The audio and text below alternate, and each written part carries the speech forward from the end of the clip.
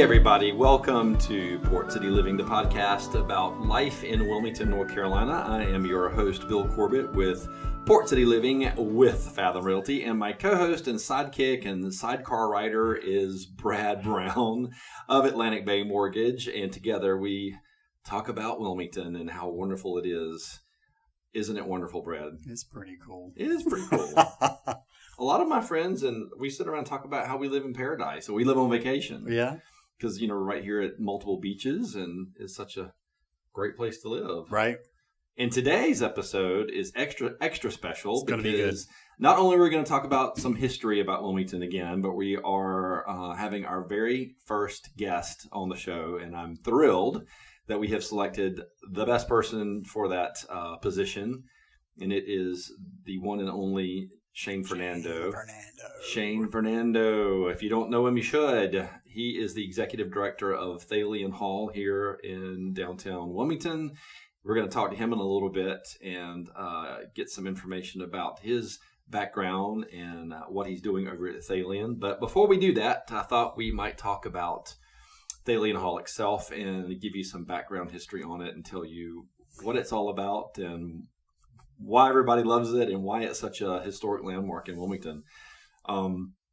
This amazing structure was designed and built by architect James F. Post, and the interior of the actual theater portion was designed by John Montague Trumbull, which he designed many over the United States. I don't know if you knew that, Brad, but this is the only one, or one of the only one, and I think it's the only one that is actually left in our country.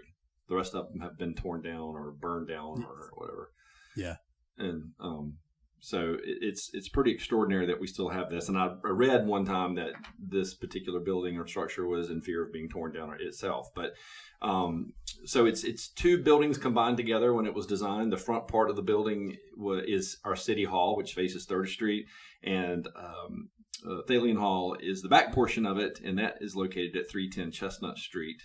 And it's just gorgeous. And it was built in 1858. And during that time in North Carolina, Wilmington was actually the largest city in North Carolina because of our port, which was it's just crazy to believe. I know. And now it's, I would say, I consider North Carolina to have 4 major cities: Wilmington, Raleigh, Greensboro, and Charlotte. And I would consider Wilmington to be the smallest. I think that's safe to say. Yeah. So whenever this was built, it was obviously built for entertainment purposes. The interior, if you haven't been in it in a long time, or if you've never been in it, it is absolutely extraordinary. Brad, you said you were in it not too long ago, right? Yeah, we actually saw the recent production of The Producers in January. Wow. Yeah, so it was very cool. So it's had quite a run for the last what's 1858 minus 2024? 100 and I don't know. I don't do math in my head. I know I should, as I'm a real estate agent, but I don't. 166. 166 years that we've had this amazing. Crazy. Yeah. It's gone through many renditions and names over the years. It was Wilmington Theater, from what I could investigate originally, and then it was changed to Thalian Hall. And do you know what Thalian, where they got Thalian from? Do you? Well, I do now because I looked it up. But I figured you must if we're going to bring it up. Yeah, it's actually from the root word Thalia, which actually is the goddess of comedy. Oh. The Greek goddess of comedy. That's actually very cool. Yeah, it reflects, the name reflected the hall's change when they switched it over to Thalian Hall. And it served as a hospital during the Civil War. It was Confederate offices during that time as well. And of course, since it is a theater, there have been many famous people to perform on that stage over the years. And some include, and for you people that are younger than Brad, you're not going to know what we're talking about. But Lillian Russell has performed on the stage, Buffalo Bill Cody, John Philip Sousa, which you know what he's famous for? The national anthem. No. Take that out. Dear Lord. Take that out. John Philip Sousa did... He's something with music. Another one. Another song. Look it up right quick. Look it up. Joseph Jefferson, who I had to look him up. He was a famous American actor and comedian. Sir Henry Lauder, which I don't know him either, unfortunately. And then Maurice Barrymore is a famous actor that performed on the stage. And he's actually the great-grandfather of the one and only Drew Barrymore, who we talked about her in our last episode, Wilmy Wood, because she was the in the first movie that was filmed in Wilmington, which was called Firestarter. So that's a great little connection. Agnes Moorehead is another actress that has performed on that stage, and I'm really partial to her because... And so we had this discussion before we started recording this, and we talked about some of these people. And Brad does not know who Agnes Moorehead is. And for those of you out there who do not know Agnes Moorehead, shame upon you. I have since looked her up. Shame upon you. She played I still don't know her. The most wonderful character in Bewitched. She was Samantha's mother and Dora in Bewitched, and she was extraordinary and fabulous. And again, one of the performers on the stage. And we said Buffalo Bill Cody, and there's been another famous Bill that's performed on that stage as well. Do you know who that is, Brad? Well, we know it's not Bill Cosby. It's not Bill Cosby. It's not Mayor Bill Sappho. I bet he's been on that stage. I don't know. Maybe, but we'll ask Shane. I have been on that stage when I was a kid. For those of you remember, I was a dancer. I was a clogger, and so we were asked to do a variety show, and so I got to dance on that stage. And that, that's pretty cool to say that I've danced on a stage with all these amazing people and all this amazing talent. Because the lady from Bewitched is a Emmy winner, so you've been on the same stage. Look at you looking up your information here in the last second. I love it. I'm looking it up. I love it. And a Golden Globe winner, by the way.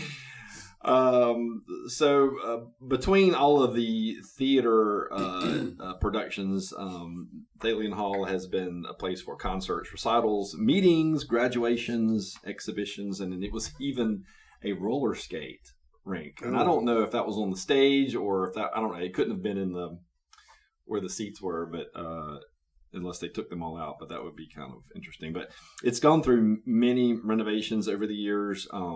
In 1909, the side balconies were removed. So if you've been in it, then you know that most theaters have the side balconies, which is, I guess seats the more prominent people or the people who pay more money to see the shows that go on there. But so they were removed. They've since been put back. The ornate proscenium, and I think I'm pronouncing this word correctly, Proscenium, the proscenium arch.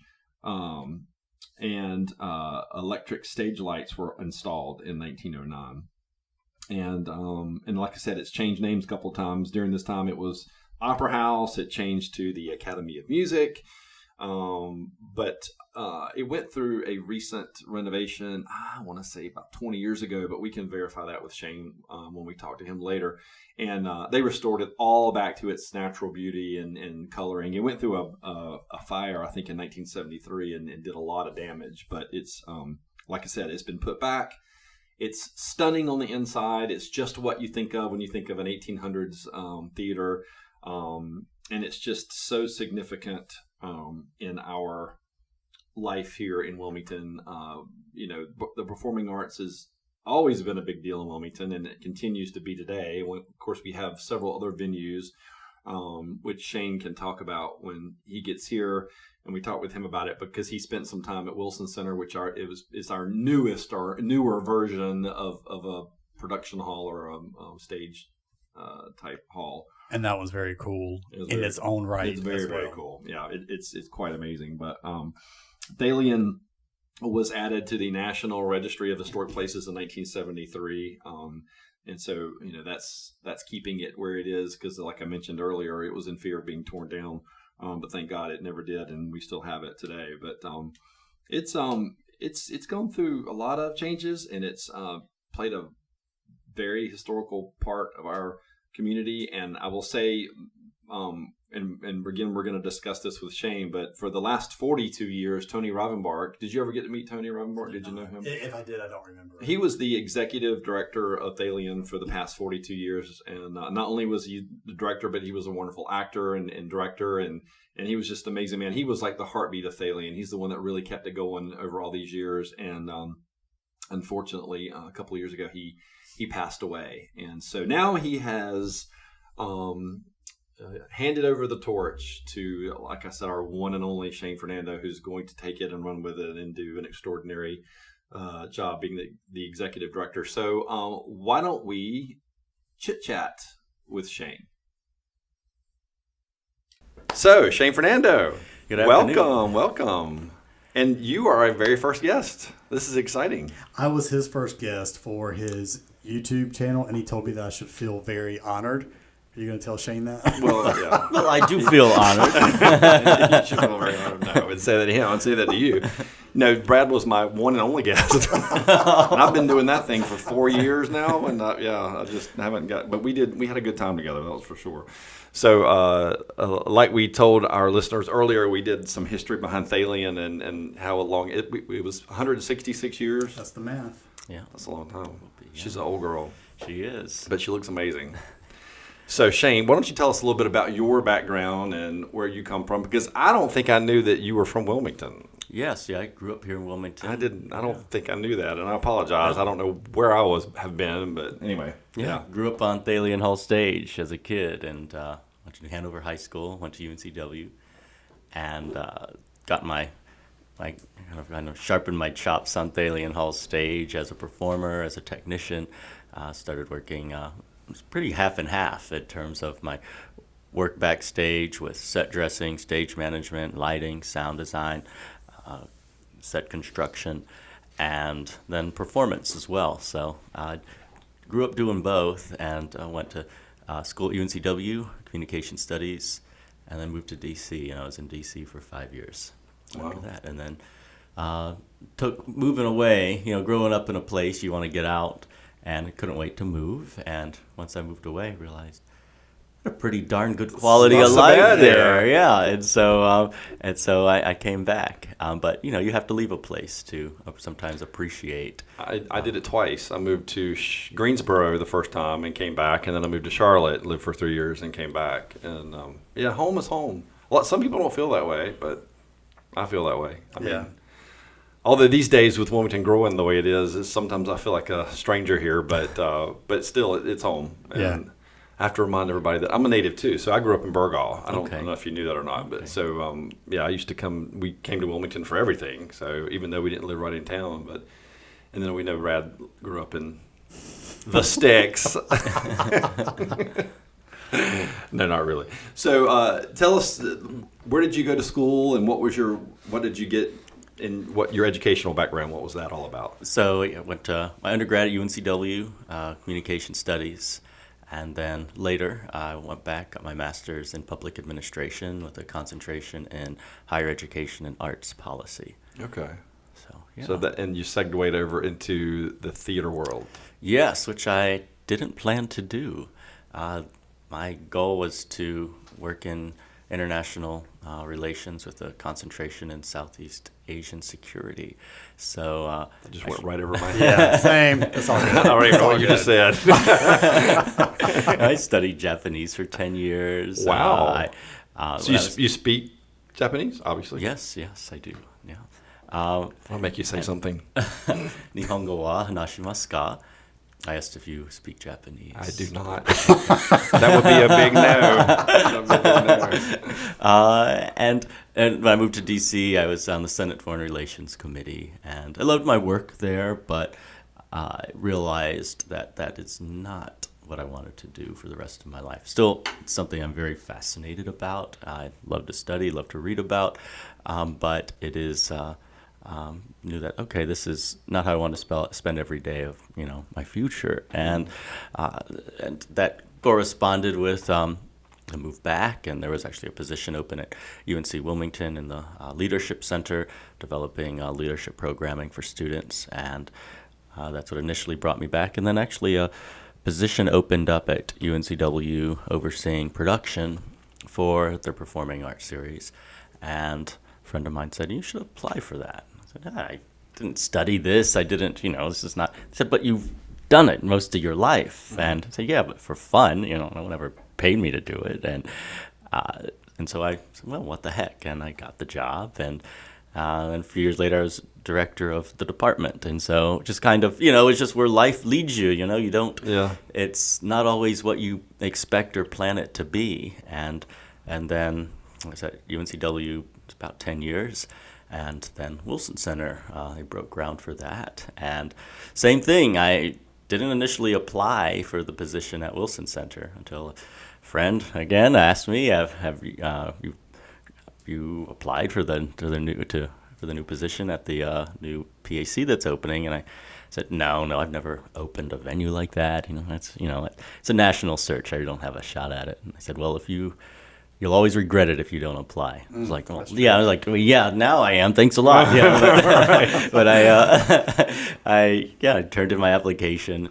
So I think it was the last hour of the last day it was open. So I got in just under the wire, and there we are. So and you got it. I got it. I was there for 10 years. I cannot believe that's been 10 years ago. It's crazy. It seems like it just opened just a couple of years ago. Yeah, it's Wilson Center restarting its 10th season this year. And it's still going strong. Still going strong. Yeah.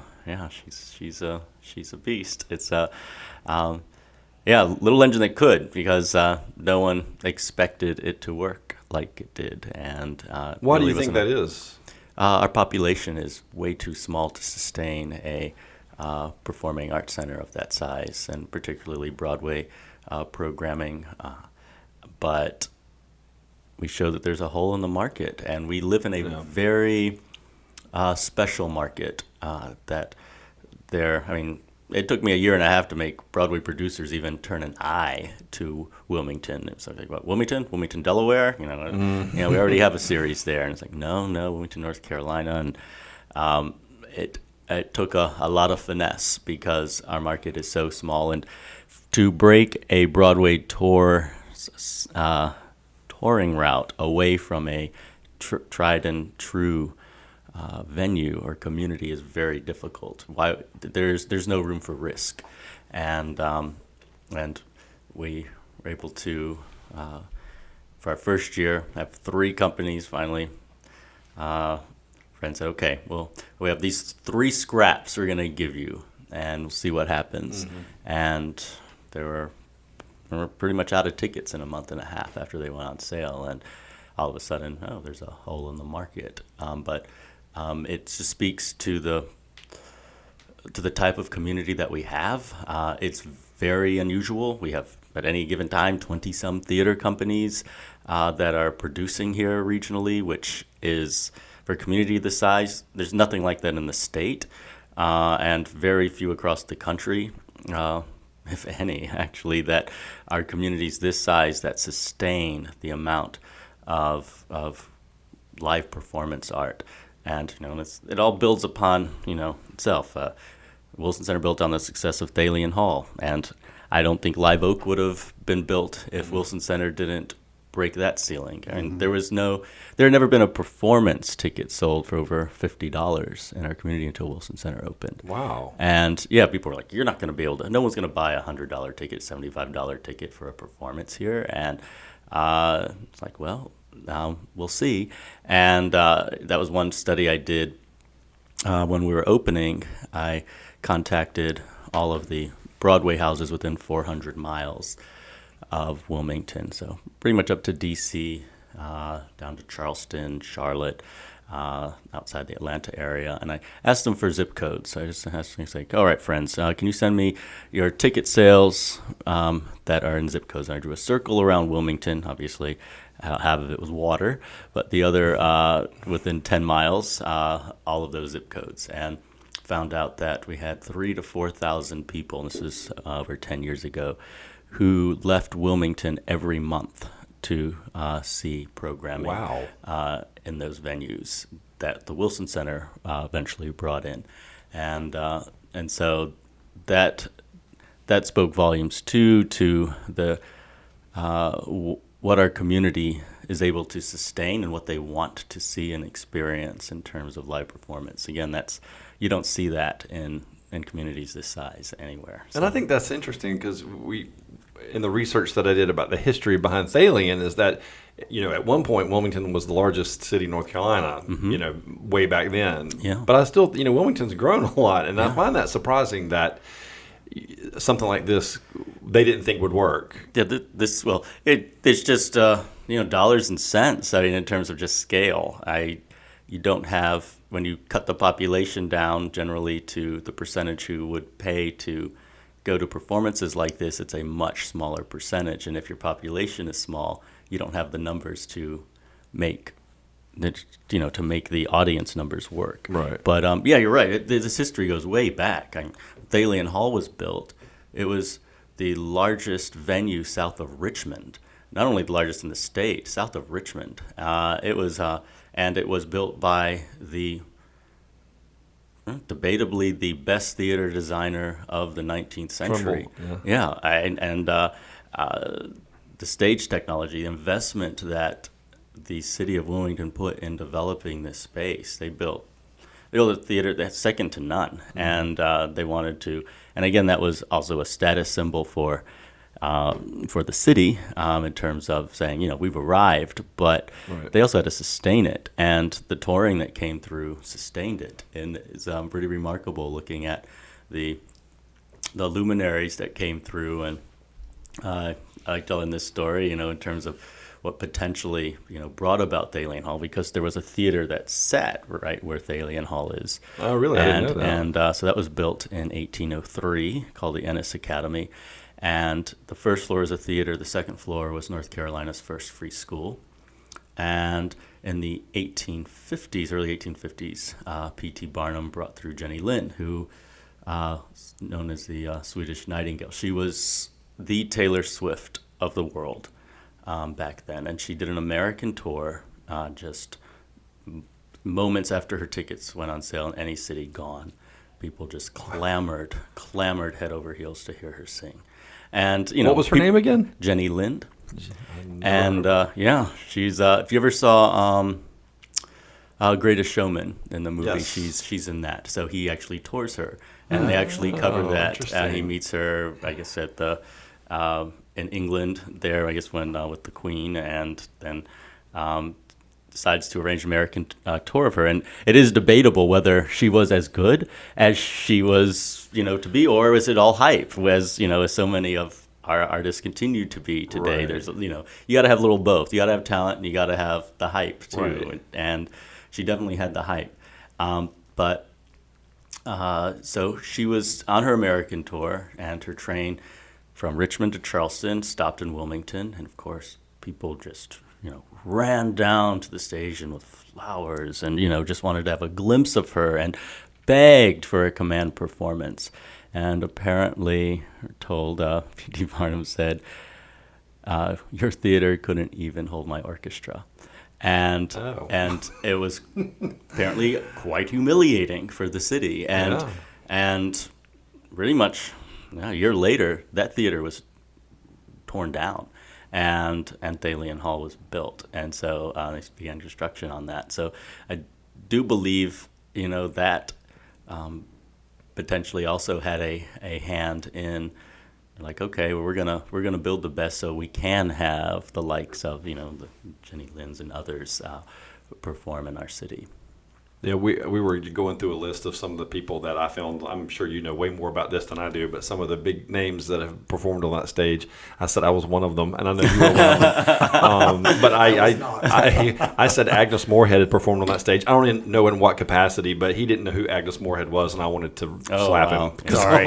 Yeah, she was one of the, I guess, pioneer female comedians, and she had a tour went across the nation of her own kind of evening with, and it was her comedy. And she was gorgeous. She was stunningly gorgeous. Absolutely. And also she kind of has a footnote within the, I guess she gets overwhelmed by her Endora from Bewitched. Yes. And which she didn't even want to do originally. And her stage work gets eclipsed by that. Yeah. But she was here in the 50s. Many folks. Yeah, it's quite extraordinary. So you've taken over the reins for the beloved Tony Robbenbach, who left us in 2022? Yes. Yeah, it'll be 2 years this summer. That's big. Big shoes to fill. Yes, indeed. Because he was incredible in that role, which you will be too, or you are. So what's the plan for Thalian? Is it going to change? Is it going to stay the same? Is it going to what? Well, I'll pull this right out of Tony Rivenbark's playlist. Not playlist, his playbook. And that is, no one ever goes to a theater museum. And so he and I visited many historic theaters across the country. And we saw some gorgeous theaters. And some of the most beautiful, and actually, like, why are these theaters failing? And the theater had not changed in terms of what happens on the stage. And you talk about a historic theater in particular as the picture frame. And so you want the picture frame to be gorgeous and treasured and preserved. But what happens in the picture frame speaks to the audiences of today and tomorrow. And so what are you doing in terms of technology and capability that will continue to dazzle and wow the audiences of the future? And when a theater stops doing that, it's dead in the water. And so, yes, Thalian Hall is one of the most beloved historic theaters in the nation, just one of the oldest continuing operating historic theaters in the nation. It is a very important architectural treasure. But in terms of allowing it to continue her mission since she was built, things have to constantly change in terms of what type of platform that Thalian Hall gives our actors and technicians when they produce work. And so so that we'll continue to see changes. And and that's one thing. Thalian Hall can do technically every single thing the Wilson Center can do. I was just getting ready to say, do people want to choose Wilson Center over Thalian because of technology? And no, it's apples and oranges, but I think it is important that Thalian Hall has the technical capability that Wilson Center or any contemporary venue can do. Right. And yes, it's a different scale. So Thalian obviously is much more intimate. You can, the stage is much smaller. So, everything is, it's a different scale, but technology-wise, it has the same capability. And so we're constantly, there are a lot of different, I'm doing a full kind of tech assessment right now and setting a trajectory on our next investments in terms of stage technology. And there will be some massive changes ahead in terms of the audience experience, which I'm thrilled about. Yeah. Some stuff might be, unique to the entire state in terms of what you'll be able to experience in terms of effects and stage equipment. So, wow. There's some cool. exciting stuff ahead, especially to be able to allow our regional, because it's the people's house. It's our region's. It's where our region goes to be entertained by those who live here, by our region. And so that makes it very special. And to give, those performers that same platform that a touring Broadway company has. So is that primarily what it is? I mean, for the most part, I don't know that I really pay attention to it, but most of the performances that are done by local we have talent? Over 30 regional users, residents of the building, who utilize the space. Over 700 events a year happen at Thalian Hall. So, it's kind of funny. It's my schedule got a lot busier moving over because Thalian Hall does about 3 times as many events than I used to do at Wilson. Wow. So it's a very busy venue. And the majority of the work that happens there is regionally produced, and then we have obviously a film component as well. We have film festivals, and so forth. But then we have resident dance companies, theater companies, which is how I got on there.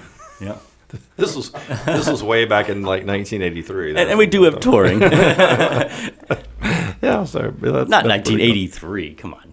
Yeah, really? I started dancing in 82. And holy cow, okay. Yeah. Well, you look amazing. I was 12. Yeah, I really was. Thank you very much. I appreciate it.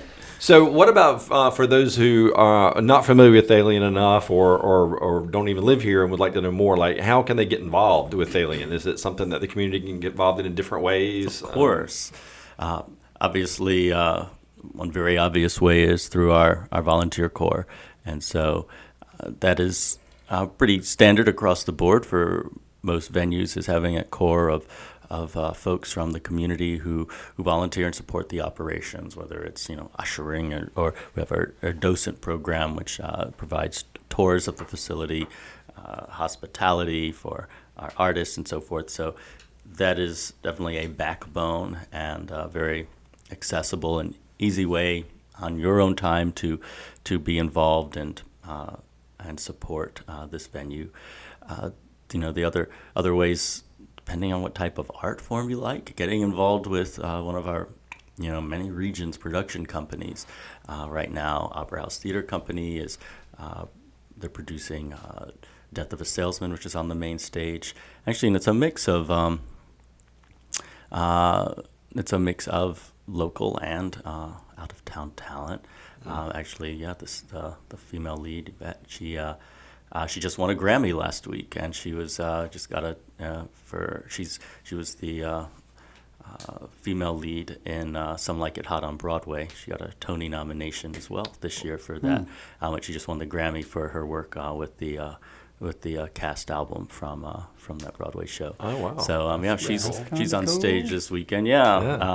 With regional talent as well, and actually the director is a New York Broadway director who came down to direct. So you get that fusion of talent, outside the region, and mixing with our regional talent. So that's awesome. So that really is awesome. There are many different companies. Thalian Association, not to be confused with Thalian Hall. So well, see, that's another thing that always confused me, and I think it might a lot of people are probably wondering about this, the different levels, because there's Thalian Association, there's Thalian Hall, and then there was the Opera House. Mm-hmm. So can you explain all those and how they work and who performs where and who doesn't? And of course. Well, we have, I mentioned we have a variety of production companies here who produce work. And so those theater companies, Opera House Theater Company, Thalian Association Community Theater, Big Dog Productions. There's a variety of others, Theater for All, so forth. But those companies produce work. They have seasons throughout the year, and they will rent the hall or other venues around town and have their own auditions and have their own leadership and administration and boards that oversee them. Now they will rent Thalian Hall, which is the theater. It is Thalian Hall Center for the Performing Arts. Mm-hmm. Now, Thalian Association produces work, and in the 1850s, the current Thalian Association, I believe, is the fifth iteration of the Thalian Association, which was established in 1788 in Wilmington, and it was a gentleman's group that did produce shows, and in the 1850s they ran Thalian Hall and had ownership of the theater space, and so it was named Thalian Hall. Well, they went bankrupt that year and folded, and the theater was turned over to the city of Wilmington, and had a variety of lessees since then. John T. Ford came and ran Thalian Hall after Lincoln's assassination, and Ford's Theater was closed. Actually, he did the first renovation there in the 1860s when Thalian Hall was a little over 10 years old. And so we had a number of lessees, and then the current Thalian Association that we have now produces regional theater, was reestablished in the 1920s, 1929. And then they continued to produce work in Thalian Hall since then. So two different entities. So Thalian Association produces work. Thalian Hall is the building. The building, mm-hmm. Yeah.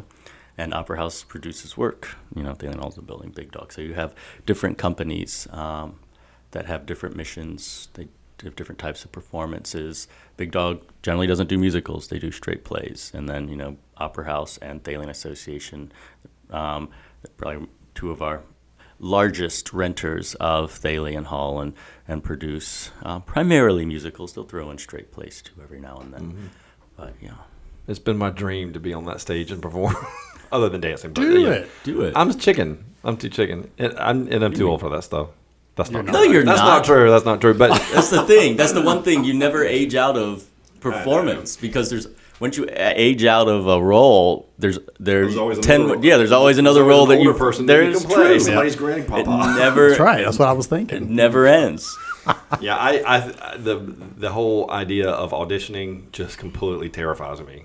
But anyway, before we get to Brad's rapid fire questions, so I'm more into the design stuff because I love the way it looks on the inside. It's just it's stunning. So can you tell me historically, is this pretty much the way it was originally? Because I know it's gone through multiple changes. The history that I looked at said that at some point the boxes were taken down and they've obviously been added back, and a bunch of other stuff has changed. I know, when was the last major renovation? Was it 20 years ago? 2010, so about 14 years ago. Okay.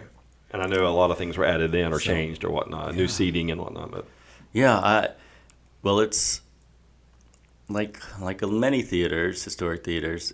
It's never been gutted, so you have. I think a nice way to describe it is when you walk into Thalian Hall today, there is no one single era represented. You have elements of 1858, of 1868, of 1870s, of 1904, 1909, 1973, when it caught on fire, 1990, and then 2010. And almost every generation has added the best of their time to it. And so it's I think that's also what makes it so special, and it works. The color scheme that's in there now is 1909, which is the deep greens and the reds, and it's kind of lush. But originally in 1858, that room was white and gold. really, And so it was like walking, into the Acropolis, into a Greek temple. Wow. And so with There's our name. We talked about Thalian, Greek goddess of comedy, right? yes, Yeah, and yeah. that's Absolutely. that's who she is, yeah. And it had 6 3-story tall arched windows running down the side of each side when you walked in with drapes and so forth. So it was a very, very different, space, but a lot of the same elements. You still had the serpentine balconies and the columns, and the middle balcony ran all the way to the stage opening, and those were cut back in 1909. Believe that was the renovation. Wow. Because they were horrible seats, and they wanted to widen the stage proscenium. And so it was, I believe it was proscenium. That was that word that I said earlier. I was like, let me spell it because I don't know how to pronounce it. And so to widen it, they had to cut the balcony off, and there's actually something in the paper to the effect of, the Thalian Hall, finally got rid of those horrible side balconies where they were just mocking how the sight lines from those seats were rotten. You couldn't see anything, and so there was no one will ever mourn the loss of those seats, something to that effect. But then they installed the current proscenium that we have now, the plaster, beautiful proscenium. But believe it or not, those were all plaster parts ordered from the Sears Roebuck catalog. No way. And so That's they funny. shipped them in and assembled them and painted them and turned them into something really stunning. So the chandelier, Alice, the chandelier, which rises before the performance, that is a reproduction. It disappeared the late 19th century, early 20th century, believe when the building was electrified. And instead of electrifying the gasolier, they just probably got rid of it. It probably looked old-fashioned, too, in terms of its style. But this is a reproduction of the chandelier which John T. Ford installed in the 1870s, and we have writings of the specifications of what was ordered and the number of gas jets and so forth. And so this is designed after the one that he installed. And it definitely it adds incredible spirit to the space having her in there. Wow. And the original curtain hangs in the lobby. In the lobby. Yeah. Yeah. So, yeah, and it's debatably the oldest piece of stage scenery in America, definitely the oldest front curtain in America, and kind of miraculous that it is still here, because they weren't made to last. They were temporary. It's just, it's like The Last Supper painted with tempera paint. And this is the same thing. You have, these handmade pigments, which are bonded to the canvas with a rabbit skin glue, water-soluble paste. And these were workhorses. They were beautiful, but they were moving all the time. They were stored in a loft or rolled up, and so they're and then dropped down, rolled up, dropped down. So and then the subject matter falls out of favor. They might turn it around, paint the other side, maybe paint over it. When it wears out, they cut it up and use it into smaller drops. So it's a wonder that it's even. It shouldn't be here. Right. It shouldn't be here at all. It shouldn't be here. Yeah, and then during the WPA, apparently in the 1930s, when they were doing a renovation, it was used as a drop cloth, run over with wheelbarrows, and they shredded the top part of it just by using it as a cloth. I mean, it was just, it's all of the abuse it's been through, and it's still there. Yeah, that's amazing. Have you noticed it, Brad? I have not noticed it, but I will next time I go. Yeah, next time. One more thing before we go to Brad, let him do his thing.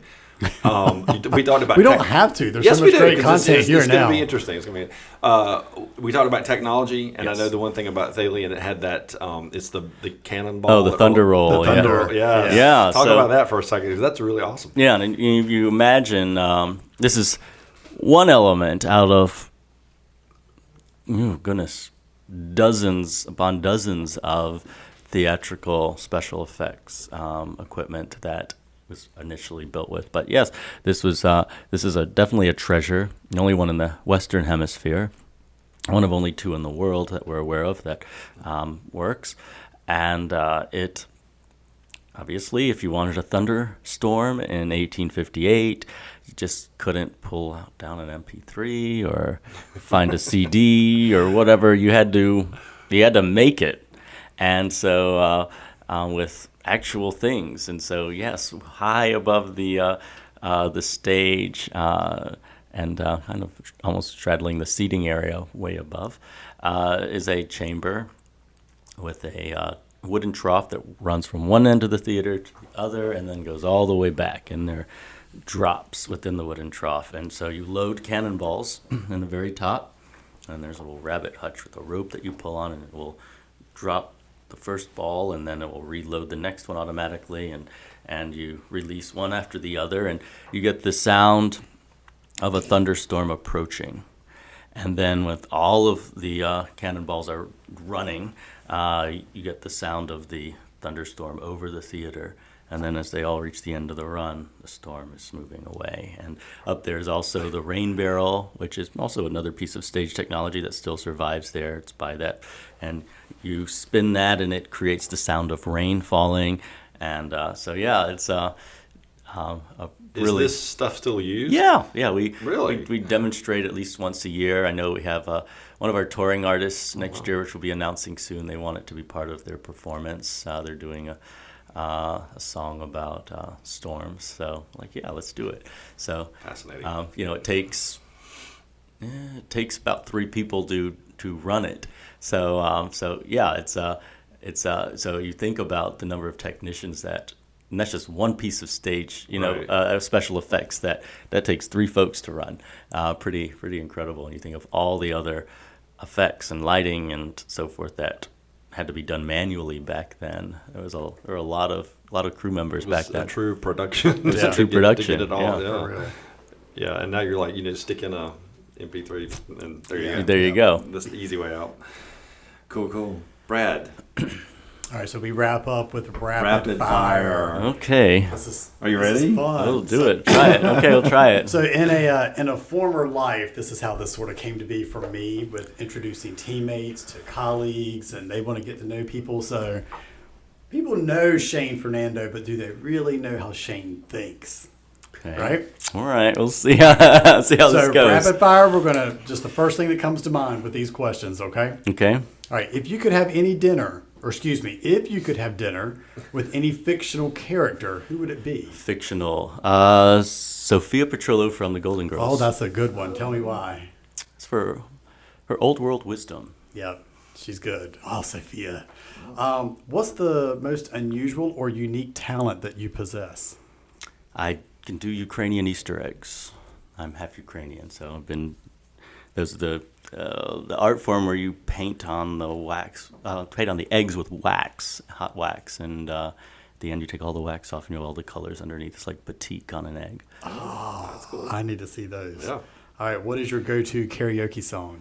Oh, definitely Rainbow Connection by Kermit the Frog. I love You it. sing the way he sings it? No, I can't. That could be one of those unique talents. Could he be a possesses. unique talent. What's your favorite restaurant in Wilmington? Oh, that's an easy one. I gotta say, my mom's kitchen table. She's still the best. Oh, that's amazing. That's awesome. That's good. What is the weirdest food you've ever tried and liked? Raw horse in Japan. Okay. I don't know what I to was say not about that. expecting that. I was not either. That was an easy one to 'Cause answer. Wow. I don't Was know it where to go. good? Yeah. Yeah. Well, it It says was that you liked. actually. I didn't know what I was eating until I ate it. Is So it that like a helped. delicatessen over there, or Delicacy. is that delicacy? Is it What's a del- delicatessen? They might be. They might serve it at a Or was it in a delicatessen. I delicatessen? feel like I'm such an idiot sometimes.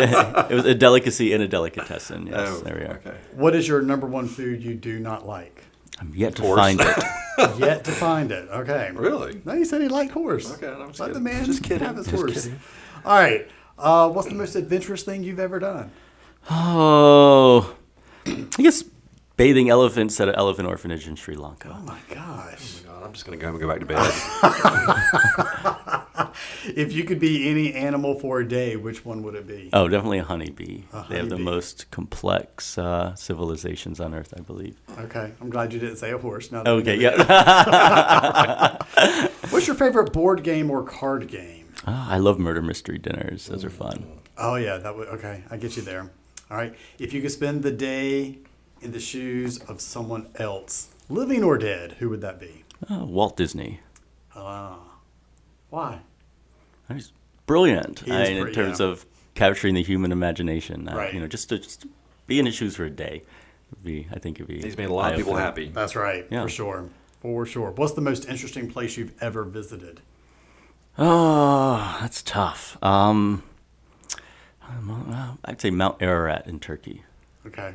Such a world traveler here. Yes. Obviously, one of the best dressed men in Wilmington. You've got to appreciate a dinner party.